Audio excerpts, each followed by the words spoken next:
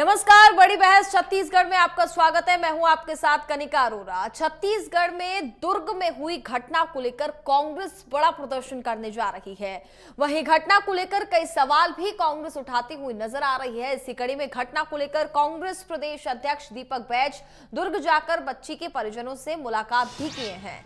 मासूम से दरिंदगी की घटना के बाद पीड़ित परिवार से मिलने पहुंचे कांग्रेस के प्रदेश अध्यक्ष दीपक बैज ने घटना और मामले को लेकर पुलिस की कार्यशैली पर कई सवाल उठाए हैं। उन्होंने कहा कि ये निर्भया कांड से कम नहीं है। दूसरी ओर पुलिस ने पीड़ित परिवार की एक अन्य बच्ची और परिजनों के साथ मारपीट की। इतना डराया गया कि बच्ची सहित पूरा परिवार सदमे में है। उन्होंने घटना पर सीबीआई जांच की बात कही तो वहीं न्याय यात्रा निकालने की भी बात कही है। न्याय यात्रा 18 से 21 अप्रैल तक निकाली जाएगी। दुर्ग से रायपुर तक पीसीसी चीफ दीपक बैज न्याय यात्रा 2.0 निकालेंगे और 2.1 को सीएम माफ कीजिएगा और 21 तारीख को जैसा बताया जा रहा है कि सीएम हाउस का घेराव करेंगे। तो ये बड़ी जानकारी आपको दे रहे हैं। वहीं इसे लेकर के बीजेपी के प्रदेश उपाध्यक्ष शिवरतन शर्मा ने कहा कि राष्ट्रीय अध्यक्ष के साथ कांग्रेस पहले न्याय कर ले। छत्तीसगढ़ शांति का टापू है और रहेगा। कांग्रेस ने अपने कार्यकाल के दौरान छत्तीसगढ़ को अपराधगढ़ के रूप में परिवर्तित किया था। विष्णुदेव साय की सरकार इसको नियंत्रित करने में सफल हुई है, तो जो भी अपराधी उसके खिलाफ सरकार ठोस कार्रवाई कर रही है। इसी मुद्दे पर हम चर्चा करेंगे, लेकिन इससे पहले जरा सुन लेते हैं कि पक्ष और विपक्ष के बयान क्या है। कांग्रेस पहले अपने राष्ट्रीय अध्यक्ष के साथ तो न्याय कर ले। अभी आप सबने टीवी चैनल में देखा होगा कि राष्ट्रीय अध्यक्ष टेबल पे बैठे हैं और संसद लोग सोफे में बैठे हैं। तो अपने राष्ट्रीय अध्यक्ष के साथ कांग्रेस पहले न्याय करे। और जहां तक अपराध की बात करते हैं, छत्तीसगढ़ शांति का टापू है, शांति का टापू रहेगा। कांग्रेस ने अपने सरकार के कार्यकाल में छत्तीसगढ़ को अपराध के गढ़ के रूप में परिवर्तित किया था और विष्णुदेव साय की सरकार इसको पूरी तरह से नियंत्रित करने में सफल हुई है। नक्सलवाद समाप्ति की ओर है और जो भी अपराधी हैं उनके खिलाफ सरकार ठोस कार्रवाई कर रही है। जिस तरह से हम लोग परिवार वालों से चर्चा करने के बाद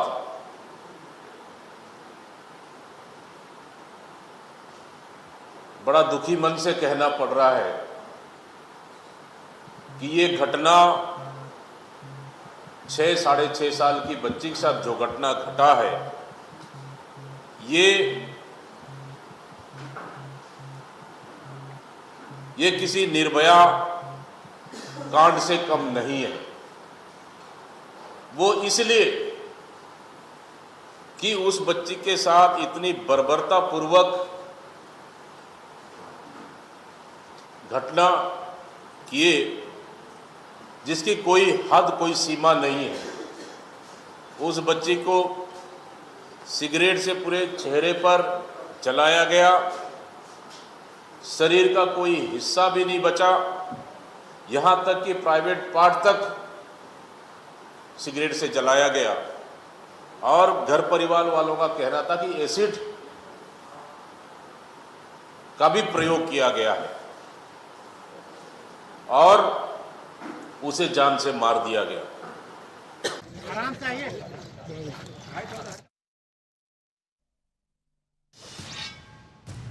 तो दुर्ग में 6 साल की मासूम बच्ची के साथ जो कुकृत्य किया गया, उसके बाद कहीं ना कहीं अब कांग्रेस छत्तीसगढ़ सरकार के खिलाफ जमकर प्रदर्शन करने की तैयारी में है, जमकर हल्ला बोल करने की तैयारी में है। चूंकि 6 साल की मासूम बच्ची के साथ जिस कदर दरिंदगी की गई, उसके प्राइवेट पार्ट को सिगरेट से दागा गया, उस पर एसिड डाला गया और उसके बाद आपको बता दें कि उसकी दर्दनाक मौत हो जाती है। इसी विषय पर हम चर्चा करेंगे। हमारे साथ हमारे मेहमान इस वक्त जुड़ चुके हैं। कांग्रेस प्रवक्ता प्रगति वाजपेयी हमारे साथ जुड़ गए हैं, तो वहीं बीजेपी से गंधर्व देवेंद्र पांडे इस वक्त हमारे साथ जुड़ चुके हैं। तो सीधे उन्हीं के पास चलेंगे और चर्चा की शुरुआत करेंगे। दोनों गेस्ट इस वक्त हमारे साथ जुड़ गए हैं। सीधे आपके पास आऊंगी और गंधर्व जी, आपसे पूछना चाहूंगी, चूंकि छत्तीसगढ़ में जिस कदर हालात इस वक्त बने हुए हैं इस घटना के बाद, दुर्ग में मानवता को शर्मसार कर देने वाला ये मामला सामने आया है। भारतीय जनता पार्टी इस मामले पर आखिरकार गंभीर कितनी है? क्या कार्रवाई हो रही है? देखिए, भारतीय जनता पार्टी इस विषय को लेकर के पूर्णतः गंभीर है और सर्वप्रथम मैं उस परिवार को बहुत ही ज्यादा खेद प्रकट करता हूं कि हमारे छत्तीसगढ़ में इस प्रकार की घटना हुई, उससे पूरा प्रदेश और सभी लोग उनके साथ हैं, उनको संबल प्रदान करने के लिए, और उनको न्याय मिलकर के रहेगा। भारतीय जनता पार्टी और हमारी सरकार ने इस विषय में जब शुरुआत में गायब होने की रिपोर्ट, लड़की के मिसिंग होने की रिपोर्ट लिखाई गई, तो उस समय कुछ एक्शन में डिले हुआ था। तो उस समय जो वहां पर दोषी लोग थे उनको तुरंत निलंबित किया गया। उसके बाद तत्काल कार्रवाई की गई, जो फोरेंसिक की प्रिलिमिनरी रिपोर्ट है उसके आधार पर, और अलग अलग आधारों पे जो आरोपी है उसके खिलाफ कार्रवाई चली रही है। इसके साथ ही साथ आप देखेंगे कि हमने एसआईटी गठन किया है। एसआईटी गठन में वहां पर जाकर के निष्पक्ष जांच भी कराई जा रही है। इसके साथ प्रिलिमिनरी जो फोरेंसिक रिपोर्ट है उसमें आरोपी से मेल आ रहा है। अब उसकी फाइनल रिपोर्ट क्या आती है, इसको फास्ट ट्रैक कोर्ट में डालने के लिए सीएम विष्णुदेव साय जी ने कह दिया है। इसके साथ ही साथ उन्होंने कहा, बच्चों के साथ और महिलाओं के साथ इस प्रकार का कोई भी कृत्य होगा तो उसके लिए किसी भी प्रकार का कोई टॉलरेंस नहीं है, और इसके विरुद्ध कठोर से कठोर सजा देने के लिए हम लोग गुहार करेंगे। पूरे समाज को शर्मसार करने का विषय है, और मैं मानता हूं इस विषय को लेकर के राजनीति ना करके इसमें हमें एक समाज में एक ऐसा उदाहरण बनाना चाहिए कि इस प्रकार की जितने भी मानसिकता के लोग हैं उनकी मानसिकता को नष्ट करने की आवश्यकता है, और उस दिशा में भी अब प्रिवेंटिव मेजर्स लेने का काम कर रहे हैं। जो पहले मैंने बताया वो रिएक्टिव मेजर्स थे पोस्ट क्राइम, अब इसके साथ ही साथ प्रिवेंटिव मेजर्स के भी काम बढ़ाए जा रहे हैं कि इन सभी चीजों को कम किया जा सके। देखिए, राजनीति तो बाद में होती है जब कोई विषय इस कदर अगर ऐसा सामने आता है जो कि मानवता को शर्मसार कर देता है। अगर हम बात करें तो आखिरकार इस कदर के अपराध बढ़ ही क्यों रहे हैं? हम सिर्फ छत्तीसगढ़ की ही बात नहीं कर रहे, देश भर में भी हम देख रहे हैं कि इस कदर के मामले सामने आ रहे हैं। लेकिन छत्तीसगढ़ से जो ये मामला सामने आया है, अब कांग्रेस तो ये आरोप लगा ही रही है कि छत्तीसगढ़ में किस कदर कानून व्यवस्था फिलहाल बनी हुई है। देखिए, कांग्रेस पार्टी का अगर जो स्टैंड है मैं उनकी बात करूं तो NCRB, national crime register bureau जो होता है, जो डाटा जारी करता है, 2018 से 2021 तक के महिलाओं के विरुद्ध जो क्राइम हुए हैं उसमें रेप भी शामिल है। सालाना 2500 रेप के औसत के साथ छत्तीसगढ़ में रेप की घटनाएं दर्ज होती थी, जो कि देश में अव्वल हो गया था। उसके साथ ही साथ बच्चों के ऊपर जो अनाचार होता है, सेक्सुअल असॉल्ट को मिला करके, उसमें टॉप 10 में ले आए थे लोग। अभी जिस प्रकार की कार्रवाई चल रही है उसमें ये सभी आंकड़े आने वाले समय में कम होंगे, और अभी आप देखेंगे उस आंकड़ों को भी तो उसमें गिरावट दिख रही है। शार्प राइज हुआ था वुमेन और ये सारी चीजों में। इसका मुख्य कारण जो अवैध नशा और प्रदेश में गली गली गांजा, शराब और सूखे नशे का व्यापार जो इनके नेताओं के समर्थन से कुछ माफिया लोग कर रहे थे, वो एक मुख्य कारण रहा, जिसके खिलाफ हमने छत्तीसगढ़ में लगातार अब नशा विरोधी अभियान चला रहे हैं।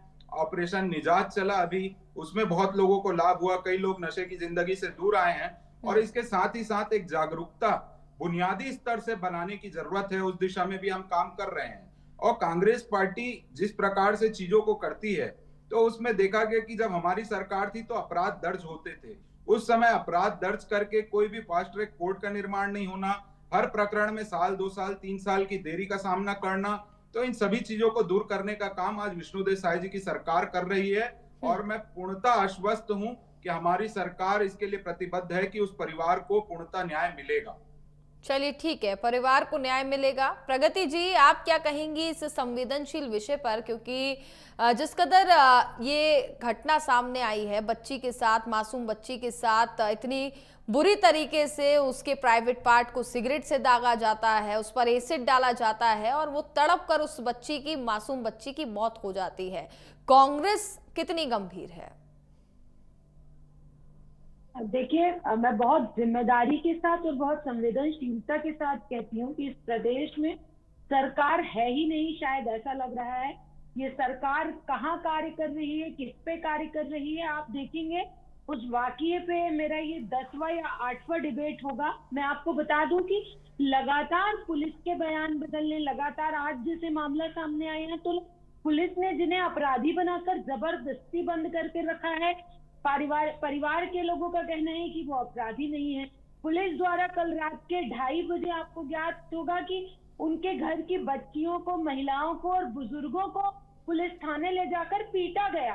तो इस प्रदेश में किस तरह का ये राज स्थापित है। लोहारीडीह का मामला अभी जनता भूल नहीं पाई थी कि एक नया शरीर को, दिल को झकझोर देने वाला एक मामला ये सामने आया है, जिसमें पुलिस लगातार ये कह रही थी कि गाड़ी पर शव रखा हुआ है, जिसके कारण शव पर फफोले आ गए। पर हकीकत यह थी कि उस शव को सिगरेट से दागा गया था। आपको ज्ञात, तो लगातार पुलिस प्रशासन कहाँ है, पुलिस कहाँ ध्यान दे रही है। जिस दिन शक्ति का पूजन ये देश कर रहा है, उस दिन एक छोटी बच्ची की अश्मिता लुट रही है। जहां का ये मामला है आज, जिसे हमारी जांच कमेटी गई, पहले मैं उसको डिस्क्राइब करूंगी। पुलिस द्वारा ये कहा गया कि ऊपर में रेप हुआ है, जहां पे पुलिस ने बताया वहां पे अंडर कंस्ट्रक्शन वो कमरा है, घर के ऊपर बना हुआ, जहां पे दरवाजा भी नहीं है। मैं भारतीय जनता पार्टी की प्रवक्ता को सुन रही थी, वे कह रहे थे कि रिपोर्ट आई, तो पुलिस का ये कहना है कि अभी किसी भी प्रकार की कोई रिपोर्ट नहीं आई है। पुलिस ने छानबीन करके उन्हें जो आरोपी मिला उसे वो पुलिस ने अंदर किया है। जिस दिन घटना हुई थी, इंडिया न्यूज के माध्यम से बता दूं, उस दिन परिवारजन सुबह 10 बजे से परेशान थे और ले दे के रात के 8 बजे पुलिस कार्यवाही करना शुरू करती है और घर से महज 100 मीटर की दूरी पर उस नन्ही सी अबोध बालिका का शव मिलता है, जिसके कारण जिसके साथ किसने दुराचार किया, किस परिस्थिति में दुराचार किया, अब तक वही इस प्रदेश के सामने नहीं आ पाया है। देखिए, लगातार इस प्रदेश की स्थिति बद से बदतर हो रही है। मैं आपको सुन रही थी जब आप एंकरिंग स्टार्ट किया था आपने डिबेट, देखिए आपने बिल्कुल सही कहा कि सिर्फ छत्तीसगढ़ प्रदेश की बात नहीं है ये। वही आप जाइए उत्तर प्रदेश में 2021 में एक लड़की को अपने न्याय के लिए, उसके साथ सामूहिक दुष्कर्म होता है, उसको न्याय के लिए उस दुष्कर्म में उसकी रीढ़ की हड्डी और जबान काट दी जाती है ताकि वो कुछ बता ना सके। उसकी रिपोर्ट लिखने में जो पुलिस है वो 10 दिन लगा देती है। उसे जो प्रॉपर इलाज मिलना चाहिए वो 15 दिनों के बाद मिलता है और उस लड़की की मृत्यु हो जाती है। फिर यही पुलिस, यही भारतीय जनता पार्टी का प्रशासन जो उत्तर प्रदेश में आसीन है, ये रात में सबूतों को मिटाने के लिए पेट्रोल डालकर शव को आग लगा देते हैं। माता पिता बेचारे गुहार लगाते रहते हैं, गिड़गिड़ाते रहते हैं। तो इस प्रदेश की अस्मिता किसके हाथों में है? इस प्रदेश की लड़कियों की अस्मिता, इस प्रदेश में लड़कियों की सुरक्षा किसके हाथों में? लगातार भारतीय जनता पार्टी की प्रवक्ता ऐसे कहते हैं कि कांग्रेस राजनीति कर रही। कांग्रेस, अरे भाई हम राजनीति नहीं कर रहे हैं, हम मजबूत विपक्ष के तौर पर थे। आपने तो इस प्रदेश की जनता को ये बता दिया था कि चाचा ने बलात्कार किया है। जब हमारे प्रदेश अध्यक्ष जी अपनी टीम के साथ पीड़ित परिवार से मिलने पहुंचे, तब ये पता चला कि पीड़ित को पुलिस प्रशासन द्वारा कितना प्रताड़ित किया गया है। तो इस प्रदेश की जो स्थिति है, जो लॉ एंड ऑर्डर पूरी तरह से फेल है, पुलिस प्रशासन दिख नहीं रहा है। ये निश्चित तौर पर मैं कहती हूँ कि जिम्मेदारी, संवेदनशीलता के साथ कहती हूँ कि विष्णुदेव साय जी की सरकार जीरो है, जीरो। इनका कोई प्रशासन यहाँ पर काम नहीं कर रहा है और इस प्रदेश के गृह मंत्री को जिम्मेदारी लेते हुए इस्तीफा दे देना चाहिए। क्यों? आप लोहारीडीह का मामला देखे, आपने बलरामपुर का मामला देखे, आप बलौदा बाजार का, अब दुर्ग का, तो लगातार इस प्रदेश में। मैं एक बात और बता दूं आपके चैनल के माध्यम से कि पिछले एनसीआरबी के आंकड़े की ये बात कर रहे थे, तो एनसीआरबी का आंकड़ा ये बता रहे थे कि 2500 रेप हुए। तो पिछले एक साल में भारतीय जनता पार्टी के शासन काल में छत्तीसगढ़ में 3000 रेप रजिस्टर्ड है, जो पुलिस की आंखों के सामने, नजरों के सामने आए, जिन्हें रजिस्टर्ड किया गया। दूसरी बात, न जाने कितनी अबोध नाबालिग बालिकाएं उनके हॉस्टल में जो रह रही, उनके सरकारी हॉस्टल में उनके गर्भवती होने का मामला भी सामने आ रहा है। आप कितना भी झूठ बोलेंगे, आप अपनी जिम्मेदारी से कहां भागेंगे? ठीक है, जवाब ले लेते हैं। कि सरकार, प्रदेश की जनता ने अपनी जिम्मेदारी, अपनी सुरक्षा विश्वास करके भारतीय जनता पार्टी के हाथों में सौंपी है और आज भारतीय जनता पार्टी की सरकार इस प्रदेश में महिलाओं और बच्चियों की दुर्गति करके रखी हुई है। जी ठीक है गंधर्व जी, आखिरकार कारण क्या है? क्यों छत्तीसगढ़ में भी हम बात करें तो इस कदर मामले इतने तेजी से बढ़ते हुए नजर आ रहे हैं, और कहीं ना कहीं अगर हम बात करें तो ये एक शर्मसार कर देने वाली घटनाएं सामने आ रही हैं, एक के बाद एक घटनाएं सामने आ रही हैं। और देखिए, कई तो ऐसी घटनाएं होती होंगी जो सामने भी नहीं आ पाती हैं, कई ऐसी घटनाएं होती हैं जिनका हम जिक्र तक नहीं कर पाते हैं। ये तो वो मामले हैं जो हाईलाइट हो जाते हैं, सामने आ जाते हैं। आखिरकार क्या कारण है कि छत्तीसगढ़ में इस कदर ये अपराध बढ़ता हुआ नजर आ रहा है? देखिए, जैसा कि मैंने पहले बताया कि ये एक मानसिकता है, इसे कुचलने की आवश्यकता है। और कैसे इसके लिए इस मानसिकता को कुचलिएगा, बताइए जरा। देखिए, इस मानसिकता को कुचलने के लिए विभिन्न प्रकार के कार्यक्रम और सारी चीजें चलाए जाने चाहिए, जैसे स्कूल से लेकर के आंगनबाड़ी में फर्स्ट रिस्पांस सेंटर, और जो महिला हेल्पलाइन नंबर वगैरह चल रहे हैं वो तो है ही हैं। उसके साथ और ज्यादा सीसीटीवी, फास्ट ट्रैक कोर्ट्स। इसके बाद आप ये कर सकते हैं कि उन लोगों को सोशली आप लोग इग्नोरेंस में ले आए, ऐसे लोगों को शर्मसार करें, पब्लिकली लाएं, उन लोगों को पब्लिकली समाज बहिष्कार किया जाए ऐसे व्यक्तियों का और उनके नजदीकी लोगों का जो इस प्रकार की मानसिकता के हों। तो इस प्रकार के मेजर्स पर भी विचार होना चाहिए। और अभी प्रगति जी जिस प्रकार से कह रही थी, उन्होंने उत्तर प्रदेश का जिक्र किया, उन्होंने विभिन्न चीजों का जिक्र किया, पर ये कहीं ना कहीं कलकत्ता के केस को भूल जाती है। मैं बार बार यही कहता हूं कि इसमें राजनीति नहीं होनी चाहिए, क्योंकि ऐसी मानसिकता कहीं भी हो उसे कुचलने की आवश्यकता है। और हमने क्या किया, ये जो सवाल कर रहे हैं, तो मैं बताना चाहूंगा, जब से बीजेपी आई है, स्पीडी जस्टिस के लिए फास्ट ट्रैक कोर्ट्स, रेप और पॉस्को एक्ट के लिए बनाए, CCTV, women help desk, tech based policing हो रही है, टेक्नोलॉजी का सपोर्ट लेके। विक्टिम सपोर्ट के लिए हमने, इनका टारगेट था 2018 में 33% महिला पुलिस आरक्षक की भर्ती करेंगे, किसी की नहीं की। हम आए तो हमने 2400 महिला अधिकारियों की भर्ती की। उसके बाद प्रिवेंशन एफर्ट्स में जो स्कूल प्रोग्राम्स और सारी चीजें, anti trafficking, good touch bad touch क्या होता है, इस प्रकार का नो मीन्स नो क्या है, लड़कों को भी ये चीज है, सामाजिक जागरूकता, चाहे हम मीडिया के माध्यम से देखें या फिल्मों के माध्यम से देखें, तो जो उसमें मस्कुलिनिटी को डिग्निफाई किया जाता है उसको हटाना चाहिए। उसकी जगह वुमेन एम्पावरमेंट में फोकस करना चाहिए, समाज में ऐसे चीजों को सेट करना चाहिए। इसके साथ ही साथ जो नशे में लिप्त आज का युवा हो चुका है, किन्हीं कारणों से, किन्हीं संरक्षणों के कारणों से जो ये नशे का व्यापार पूरा बढ़ा है, और आज का युवा जो नशे में लिप्त है, उन्हें आज निस्तनाबूद करने की आवश्यकता है कि वो नशे से दूर हो। उसमें भी कार्रवाई करते हुए ऑपरेशन चलाए जा रहे हैं। इसके साथ ही साथ ड्राफ्ट स्ट्रिक्ट पनिशमेंट के लिए हो ही रहा है, और जेंडर फोकस्ड लॉस ये